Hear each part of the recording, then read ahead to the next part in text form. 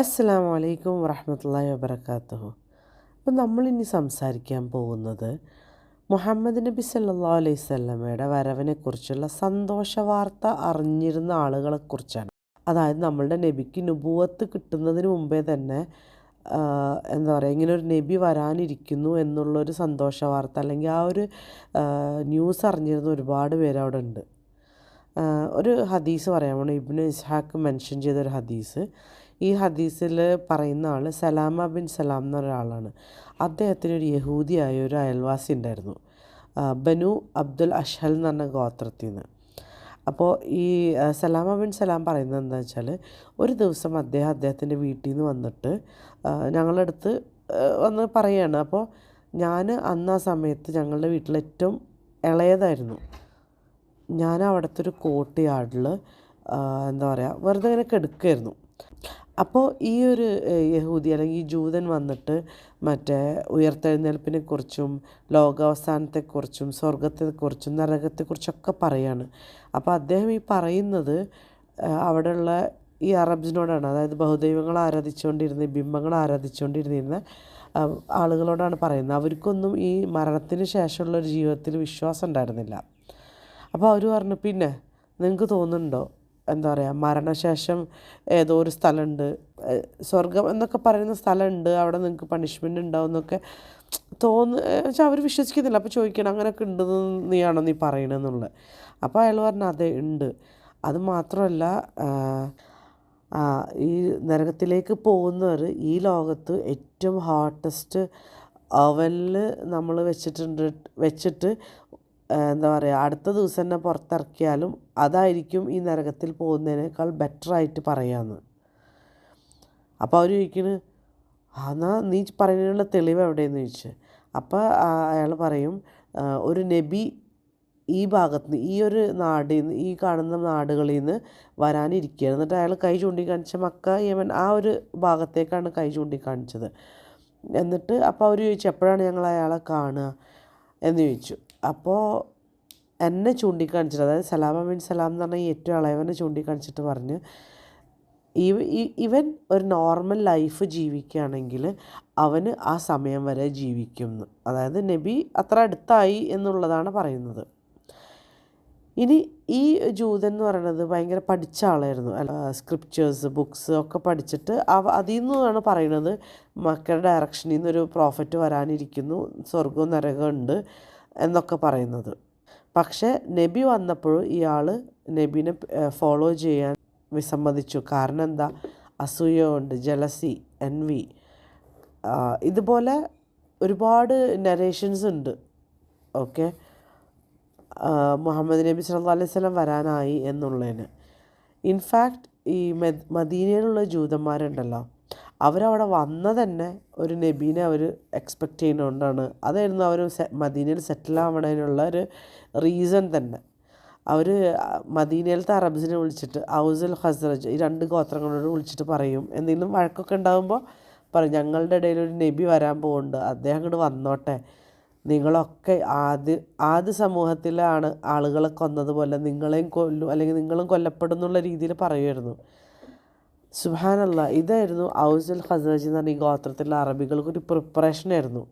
കാരണം ഈ ജൂതന്മാരെന്ന് ഇവർ ഇതിങ്ങനെ കേൾക്കുമായിരുന്നു എപ്പോഴും. അതുകൊണ്ട് മറ്റുള്ള അറബ്സിൻ്റെ പോലെയല്ല, ഇവർക്ക് ഏകദേശം അറിയായിരുന്നു ഒരു നബി വരുന്നുണ്ടെന്ന്. അപ്പോൾ അവർ മുഹമ്മദ് നബി സല്ലല്ലാഹു അലൈഹി വസല്ലമനെ മക്കയിൽ വെച്ച് കണ്ടുമുട്ടിയപ്പോൾ അവർ ഇമ്മീഡിയറ്റ്ലി വിശ്വസിച്ചു. കാരണം അവർക്ക് അറിയായിരുന്നു ഈ ആളെക്കുറിച്ചാണ് ജൂതന്മാർ ഇത്രയും കാലമായിട്ട് നമ്മളടുത്ത് പറയുന്നത്. അവർ പറയുകയും കൂടി ചെയ്തു. റസൂൽ സല്ലല്ലാഹു അലൈഹി വസല്ലമനെ മീറ്റ് ചെയ്തപ്പോൾ ടെൻറ്റിലേക്ക് തിരിച്ചു വന്നപ്പോൾ പറഞ്ഞു, ഇയാളെക്കുറിച്ചാണ് ജൂതന്മാർ നമ്മളോട് ഇത്ര നാളെ പറയുന്നത്, നമുക്ക് അദ്ദേഹത്തെ ആദ്യം പിൻപറ്റാം, നമ്മൾക്ക് ആദ്യം വിശ്വസിക്കുക, അപ്പം നമുക്ക് ജൂതന്മാരെ ഇതിൽ തോൽപ്പിക്കാൻ പറ്റും, നമ്മളെ ഇതിൽ തോൽപ്പിക്കാൻ പറ്റരുത് അവർക്ക് എന്ന് പറഞ്ഞിട്ട് അവർ തിരക്ക് കൂട്ടി വിശ്വസിക്കാൻ. കാരണം അവർക്ക് ഫസ്റ്റ് ആവണം, ജൂതന്മാരെക്കാൾ മുമ്പ് ഇവർക്ക് വിശ്വസിക്കണം എന്നുള്ളൊരിതുണ്ടായിരുന്നു.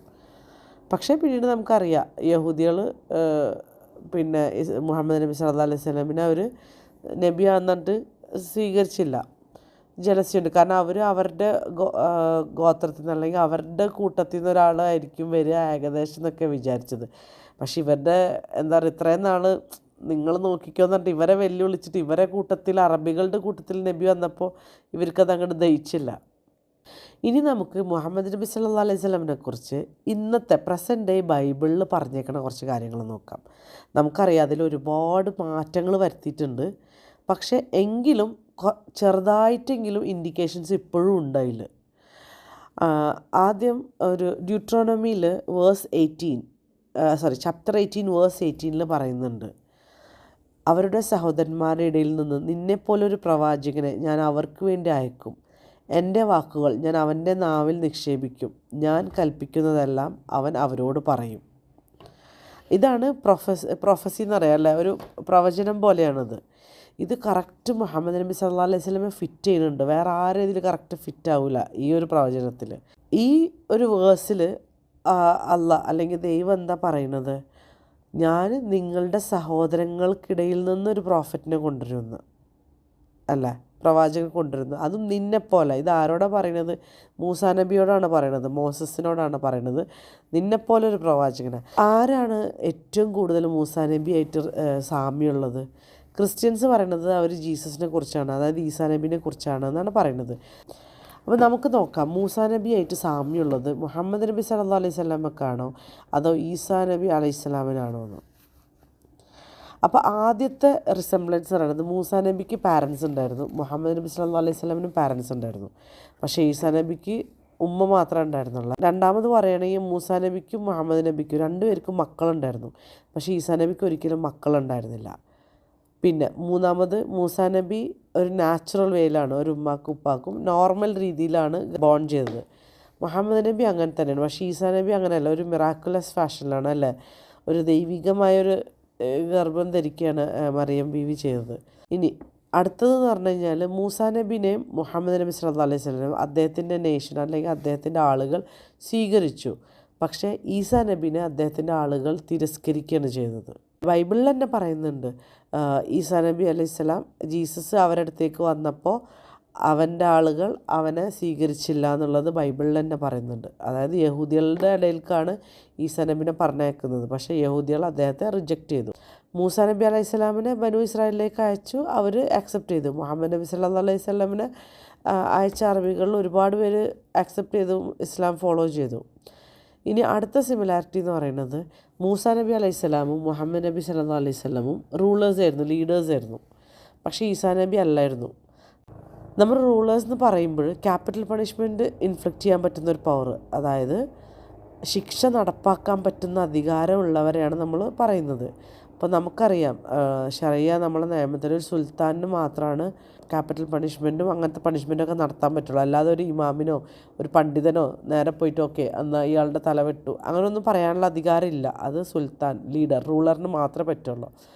ഇത് മുഹമ്മദ് നബി സല്ലല്ലാഹു അലൈഹി വസല്ലമും മൂസാ നബി അലൈഹി സ്വലാം രണ്ടുപേർക്കും ഈ ഒരു പവർ ഉണ്ടായിരുന്നു. ഒരു ഉദാഹരണത്തിന് മൂസാ നബി ഒരാളെ ഇവർ കൊണ്ടുവന്നപ്പോൾ കല്ലെറിഞ്ഞ് കൊല്ലാനുള്ള ഉത്തരവിട്ടുണ്ടായിരുന്നു. ഇത് ബൈബിളിൽ പറയുന്നുണ്ട്, ചാപ്റ്റർ 15:36. അപ്പോൾ മൂസാ നബി ഒരാളെ കല്ലെറിഞ്ഞ് കൊല്ലാനുള്ള പണിഷ്മെൻറ്റ് പ്രഖ്യാപിച്ചിട്ടുണ്ട്. അതേപോലെ മുഹമ്മദ് നബി സല്ലല്ലാഹു അലൈഹി വസല്ലം ചെയ്തിട്ടുണ്ട്. അല്ല, ഒരു പെണ്ണ് ഞാൻ വ്യഭിചരിച്ചു പോയി എന്ന് വന്ന് പറഞ്ഞതിന് അങ്ങനെ ഒരു പണിഷ്മെൻറ്റ് ഉത്തരവിട്ടു. പക്ഷേ ഈസാ നബി അലൈഹി സ്വലാം ഇങ്ങനൊരു ക്രൈം കൊണ്ടുവന്നപ്പോൾ അദ്ദേഹം അതിന് റെഫ്യൂസ് ചെയ്യുകയാണ് ചെയ്തത്. എൻ്റെ രാജ്യം ഈ ലോകത്തല്ല എന്ന് പറഞ്ഞത് ജോൺ 18:36 പറയുന്നുണ്ട്. അപ്പോൾ നമ്മളിപ്പോൾ 5 സിമിലാരിറ്റീസ് പറഞ്ഞു കഴിഞ്ഞു. ഇനി ആറാമത് മുഹമ്മദ് നബി സല്ലല്ലാഹു അലൈഹി വസല്ലം എന്താ പറയുക, പുതിയൊരു നിയമം കൊണ്ടാണ് വന്നത്, ദ ലോ ഓഫ് ഖുർആൻ. മൂസാ നബി അലൈഹി സ്വലാമോ തൗറാത്തും കൊണ്ടാണ് വന്നത്, അതും പുതിയ നിയമമായിരുന്നു. പക്ഷേ ഈസാ നബി അലൈഹി സ്വലാം വന്നത് എന്തായിട്ടാണ്, മൂസാ നബി അലൈഹി സ്വലാമിൻ്റെ നിയമം അതുപോലെ ഫോളോ ചെയ്യാൻ വേണ്ടിയാണ്. ഒരു വേഴ്സിൽ പറയുന്നുണ്ട്, ഞാൻ എന്താ പറയുക, ഈ നിങ്ങളിലുള്ള low dot by dot, letter by letter അതുപോലെ ഫോളോ ചെയ്യാൻ വന്നതാണ്. അതേപോലെ തന്നെ മാത്യു 5:17-18 പറയുന്നുണ്ട്, ഞാൻ ഒരു നബിയെയോ പ്രവാചകനെയോ അല്ലെങ്കിൽ നിയമമോ ഡിസ്ട്രോയ് ചെയ്യാൻ വന്നതല്ല, ഞാനത് ഫുൾഫിൽ ചെയ്യാൻ വന്നതാണ്.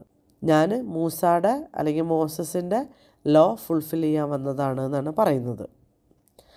ഇനി ഏഴാമത്തെ റിസംബ്ലൻസ് എന്ന് പറഞ്ഞു കഴിഞ്ഞാൽ മുഹമ്മദ് നബി സല്ലല്ലാഹു അലൈഹി വസല്ലമും മൂസാ അലൈഹി സ്വലാമും എന്താ പറയുക ഹിജ്റ നയിച്ചിട്ടുണ്ട് അല്ലേ. മൂസ അലൈഹിസ്സലാം ഈജിപ്തിൽ നിന്ന് അവരെ റെഡ് സീ കടന്ന് ഹിജ്റ കൊണ്ടുപോയിട്ടുണ്ട്. അതേപോലെ തന്നെ മുഹമ്മദ് നബി സല്ലല്ലാഹു അലൈഹി വസല്ലവും അദ്ദേഹത്തിൻ്റെ ആളുകളെ ഹിജ്റ ലീഡ് ചെയ്തിട്ടുണ്ട്.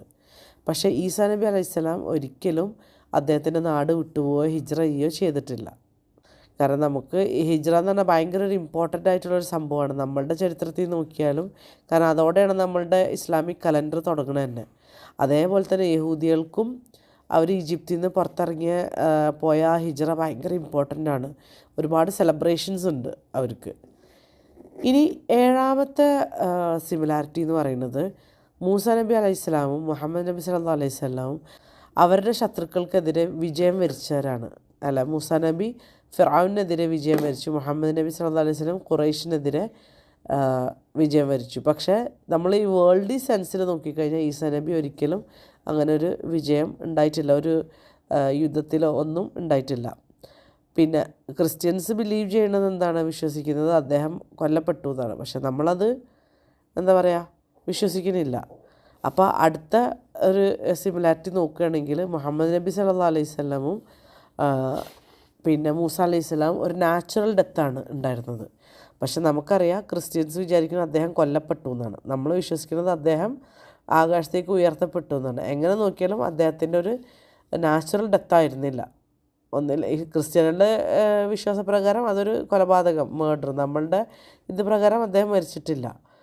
അപ്പോൾ ഒരു നാച്ചുറൽ ഡെത്തല്ല. പക്ഷേ മറ്റേത് രണ്ടുപേരതും നാച്ചുറൽ ഡെത്താണ്. ഇനി 10ാമത്തെ സിമിലാരിറ്റി എന്ന് പറയുന്നത് മൂസ നബി അലൈഹിസ്സലാമിനെ മുഹമ്മദ് നബി സല്ലല്ലാഹു അലൈഹി വസല്ലമിൻ്റെ മരണശേഷം നമ്മൾ ഖബറടക്കുകയാണ് ചെയ്തത്. പക്ഷേ ക്രിസ്ത്യൻസ് വിശ്വസിക്കുന്നത് എന്താണ്, യേശു ക്രിസ്തു കുരിശിൽ തറയ്ക്കപ്പെട്ടു എന്നിട്ട് റിസറക്റ്റ് ചെയ്തു, വീണ്ടും ഉയർത്തെഴുന്നേറ്റു എന്നാണ്.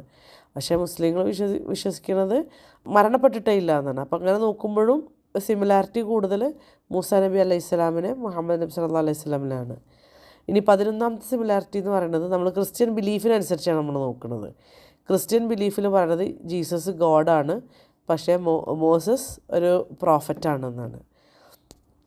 അപ്പോൾ അത് വെച്ച് നോക്കിയാൽ നമ്മളും പറയുന്നത് മുഹമ്മദ് നബി സല്ലല്ലാഹു അലൈഹി വസല്ലം പ്രോഫറ്റാണ് എന്നാണ്. അപ്പോൾ അതൊരു സിമിലാരിറ്റി പോലെ ആയല്ലോ. പിന്നെ 12ാമത്തെ സിമിലാരിറ്റി എന്ന് പറയുന്നത് മുഹമ്മദ് നബി സല്ലല്ലാഹു അലൈഹി വസല്ലം 40ാം വയസ്സിലാണ് നുബുവത്ത് കിട്ടിയത്, നബി ആയത്. അതുപോലെ തന്നെയാണ് മൂസ അലൈഹിസ്സലാമും 40ാമത്തെ വയസ്സിലാണ് കിട്ടിയിട്ടുള്ളത്. പക്ഷേ ബൈബിളിൽ പറയുന്നുണ്ട് ഈസാ അലൈഹിസ്സലാം 30ാമത്തെ വയസ്സിലാണ് നബി ആയതെന്ന്. 13ാമത്തെ സിമിലാരിറ്റി എന്ന് പറയുന്നത് ക്രിസ്ത്യൻസ് പറയുന്നത് എന്താണ്,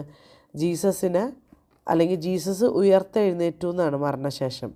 ക്രിസ്ത്യൻസ് അല്ലെങ്കിൽ മുസ്ലിംസോ ആരും മൂസ നബിയോ അല്ലെങ്കിൽ മുഹമ്മദ് നബിയോ ഉയർത്തെഴുന്നേറ്റതായിട്ട് വിശ്വസിക്കുന്നില്ല. അപ്പോൾ ഈ സിമിലാരിറ്റി ഒക്കെ വെച്ച് നോക്കിയാൽ ഏറ്റവും കൂടുതൽ റിസംബ്ലൻസ് ഉള്ളത് മുഹമ്മദ് നബി സല്ലല്ലാഹു അലൈഹി വസല്ലമക്കാണ് മൂസ നബി ആയിട്ടുള്ള ഒരു റിസംബ്ലൻസ് ഉള്ളത്. ഇങ്ങനെ നോക്കുകയാണെങ്കിൽ ഒരുപാട് സിമിലാരിറ്റീസ് ഇനി നമുക്ക് കണ്ടുപിടിക്കാൻ പറ്റും. പക്ഷേ നമുക്ക് ഇതിൽ നിന്ന് എത്ര മനസ്സിലായത് എന്താ, ഏറ്റവും സാമ്യമുള്ളത് മുഹമ്മദ് നബി സല്ലല്ലാഹു അലൈഹി വസല്ലമക്ക് എല്ലാ നിലക്കും നമ്മൾ നോക്കിക്കഴിഞ്ഞാൽ. അപ്പോൾ ഇതാണ് നമ്മൾ ഈ പറഞ്ഞ പ്രോഫസിയുടെ ഫസ്റ്റത്തെ ഭാഗം. ഇനി ബാക്കി നമുക്ക് അടുത്ത സെഷനിൽ എടുക്കാം. ജസാക്കുമുല്ലാഹു ഖൈറൻ. അസ്സലാമു അലൈക്കും വറഹ്മത്തുള്ളാഹി വബറകാതുഹു.